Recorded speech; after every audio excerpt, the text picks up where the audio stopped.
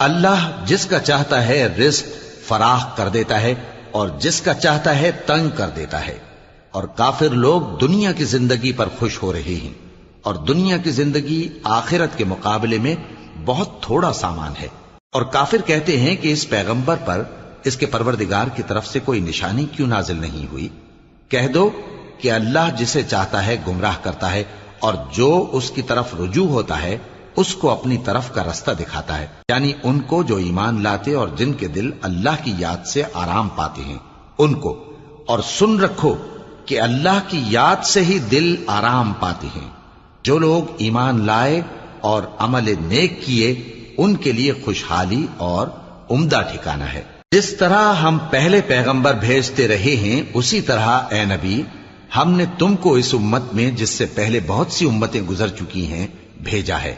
تاکہ تم ان کو وہ کتاب جو ہم نے